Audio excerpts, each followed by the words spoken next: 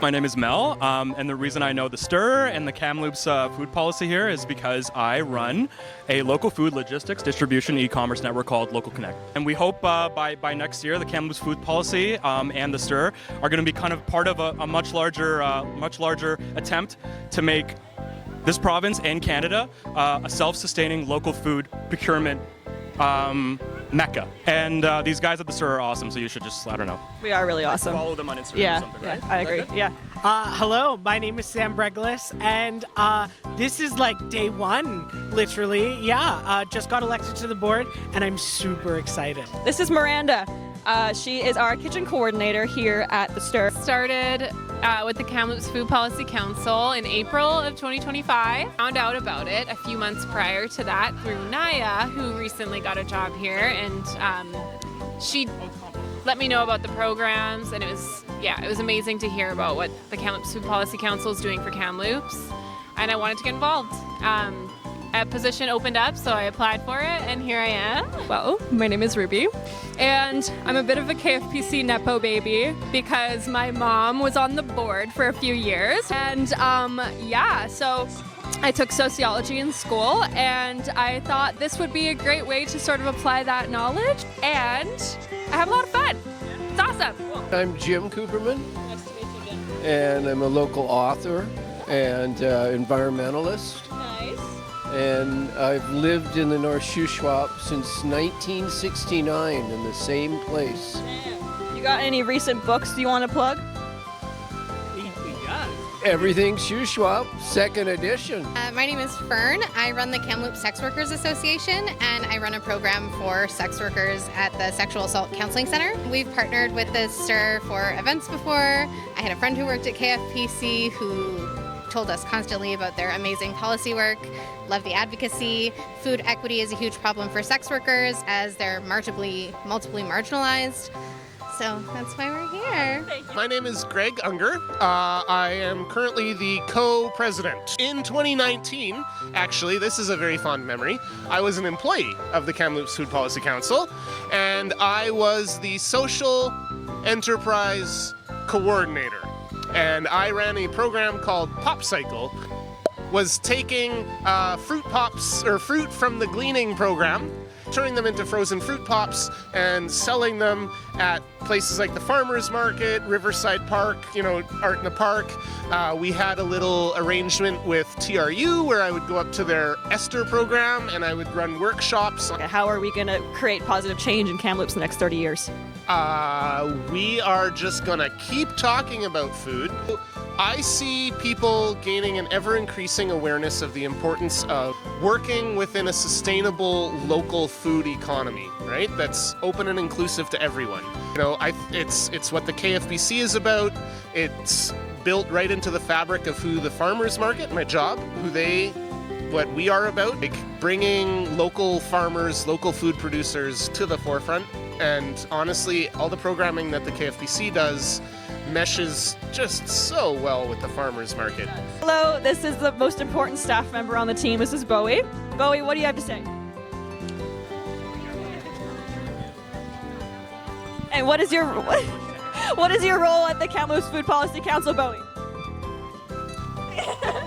Thank you so much for your time. And this is Nicole Bruce. We've already heard about her once before. How are you? I'm good. How are you? What was a highlight from your time with the Kamloops Food Policy Council? Gosh, I mean, the Stir came to life. Was that when you were here? Yeah, it was amazing and still is. It's so great to see it growing. Awesome. My name is Becky Blixter Dufour, and I am on the board going into my second year. Very excited to still be part of a really awesome group of people. In the time that you've been here so far, what's kind of a key favorite memory for you? So last year, me and my son, he's 5 now, so he was 4 at the time. We did a couple gleans with the gleaning program, and then it was fun to see him kind of get to understand like where fruit comes from and actually see like big fruit trees. Took the apples we gleaned and we made applesauce. Now when he eats it, he's like, remember when we made this? And so that, and then helping close up the Butler Urban Farm. I transplanted some of the native plants into our like boulevard garden. They're doing really well. It's kind of nice to rehome some of those things that were lovingly planted there. So yes. What is your name and how have you been involved with the Kamloops Food Policy Council over the past 30 years? My name's Faith. In 2018, I had my first gleaning job, so I was the coordinator. That was amazing. And now I am helping out again, picking fruit around town because there's so much to be picked. Yes. You make really good kombucha. You're the kombucha guy, right? Big fan of taproot ferments. I used to work for the Food Policy Council as well. I was the gleaning summer students in 2015. Yeah, and we're still here 10 years later. My name's Jared. I am a baker. My relationship with the Food Policy Council, once I borrowed a winnowing machine from here to process some wheat that I grew. And that was when I saw the urban farm, and sad that it's being shut down, but love all the initiatives that this place has got going on. So. Do you have a business you want to plug, or what's your business? I have a business at the market called Horse Feathers Bakery. Find me right next to Taproot Ferments. I got bagels and sourdough and all that. Hello. Hello. With me, I have Deanna. Deanna, how have you been involved with the Kamloops Food Policy Council over the past 30 years? I started, I think, in 2001, 2002, something like that, when Vera Dole, who was the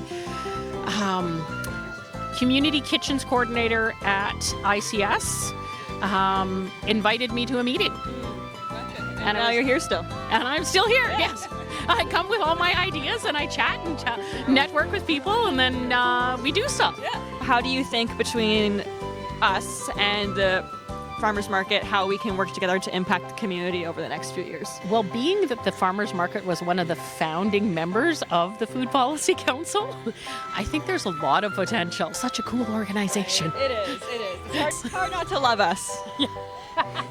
My name is Elliot, and I got involved with KFPC through Butler Urban Farm. I volunteered for a year from hearing about it from the Kamloops Naturalist Club, and then the next year I was the summer student there, and then the year after that I was the farm coordinator for its final year. Hi, I'm Sadie Hijazi, and I've joined Kamloops Food Policy Council as a finance person in 2022, and now I'm kind of serving the organization as a co-executive director. But very interested into all kind of food security and food system and policy advocacy, and I started growing my own fruit in our community garden. It was, that was kind of amazing experience I had, and I got interested into policy advocacy, and then the potlucks and connection between the community, that was a big thing, and the strong network is a great thing in Kamloops Policy Council. That is so different from other places. What's a key memory you have in the past few years that you've been working here? I would say, that's AGMs and potlucks in general. That's great to chat with people, learn from different perspectives. And also Butter Urban Farm and Gleaning Abundance programs that's, helping their harvesting or kind of being on the ground. That's kind of the great memories I have with. Anything else you feel like you want to add? I feel like you have so much knowledge about us. Anything you feel like you want to share? Yeah, I would say, that's we have it on our annual report that highlights of our collaboration and partnership with different community partners. I think that's a big thing in our organization, make us stronger and more resilient community. So we should, celebrate that and also focus more for the future. What is your name and how are you involved with the Kamloops Food Policy Council? I'm Elaine Sedgman, and I'm a master gardener, and I always feel that master gardeners definitely has something to do with food and growing food and all that sort of stuff. So, yeah. I am also interested in teaching people about native bees. I'm also a master melittologist, which sounds very important. It is important. It is the study of bees, and so in Kamloops or in BC, we're trying to create a BC Bee Atlas. Awesome. I put on a mini bee school on last fall, and we discovered 5 new bees to BC here in Kamloops. Yes, that's pretty so exciting. Cool. Alrighty, and this is our very, very special guest. This is Laura. Well, as my role as a community dietitian with Interior Health, over 30 years ago, I realized there was a need for some sort of organization to look at food security in Kamloops. There were hungry people. We weren't really connected with our farmers as much as we could. We weren't growing local food.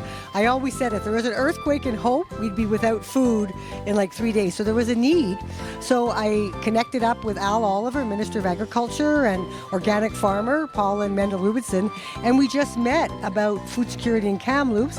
Our network grew. We had the emergency food providers, the food bank, and the Salvation Army. And then we had a food day forum, and we invited all the food producers. So over time, we just had more and more people at the table. And when we see what we have today, like we went from communities and gardens and kitchens to Garden Gate to Food Share to the Gleaning Program, the Stir. It's absolutely incredible what we see today, 3 decades later. And how would you like to see it transform from here as the person who started it?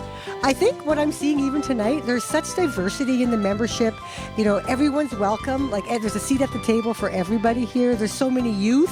I just love how it keeps growing, and there's always new people. And every time you feel like you need to have a new project or new idea, someone just appears. Like the 3 new board members are amazing with their background and skill. Like we have just such expertise within our volunteer base, which is very, very unique. You don't really see that in a lot of other nonprofit organizations. And so I just feel like our Indigenous partnership has grown over the years, so that's wonderful to see.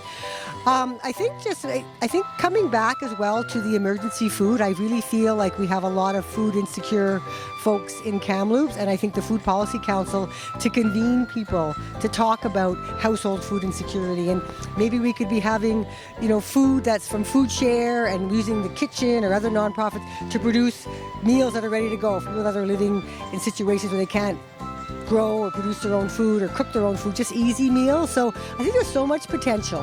When you think of the Stir at KFPC, what's the first memory that comes to mind? One of the things that comes to mind is how important food policy is.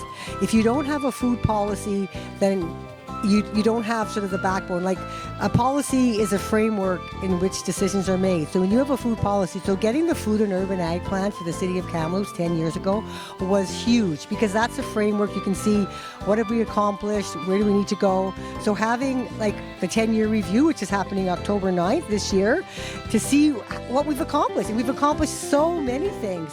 And I think that's like probably one of the biggest accomplishments, having a policy. And another little story on that, way back when, probably over 25 years ago, I would look out at this land, and it was just a vacant land. Desmond owned it, and it now is the Garden Gate Training Center. And I remember thinking, we need to have that land to grow food. And so we at that time had a policy which said any land that's not being used, Interior Health, at that time it was the Thompson Health Region, could grow food. So I went to the board, and they said, oh, no, that land's not available. I said, well, you have a policy that said if it's available, we could grow food. And they went, we do? And it was because of that policy, we got the land for the Garden Gate Training Center. So even back then, 25 years ago, a policy is so important. So I think the Kamloops Food Policy Council, still to have at its core, supporting healthy public policy, healthy food policy. It's just going to be what we need to make Kamloops more food secure and food sovereign down the road. What is your name, and how have you been involved with the Kamloops Food Policy Council? My name is Carol McLeod, and I'm known also as Carol Hebden. Thank you. I say that because most people know me as Carol Hebden, but then I took my legal name back, so I'm Carol McLeod. I'm a former president of the Kamloops Food Policy Council, the second president ever after Laura, and loved it. I love the Food Policy Council, and I love the people who are working here and giving their heart and soul to it. And it changed me to be involved with the Food Policy Council. I retired from TRU as faculty, and my friend Paula, who's a farmer, she said, Carol, why don't you come to a Food Policy Council meeting? She's the founder, along with Laura. Come to the Food Policy Council meeting, you'll meet some good people. So I came, and Laura's chairing, and she said, okay, and looks around the table at everybody and said, who wants to be the secretary? And I said to myself, well, I guess I could do that, I don't know. And I came back the next month to the potluck, and I was the secretary. There you go. I'd become the secretary. She's the secretary I'd and ran the become whole the thing. Everyone always comes at the right time, and you came at the right time. Thanks to Paula. Exactly. Because she Paula was the recommended one. you to come. Let's stay in touch, okay? Okay. Okay, bye-bye. Like we have a choice. We're tied at the hip. Thank you so much for the work you're doing, and your buddy there on the camera end. Yeah, you make a good team. Thank you guys And the for starting it visuals. all.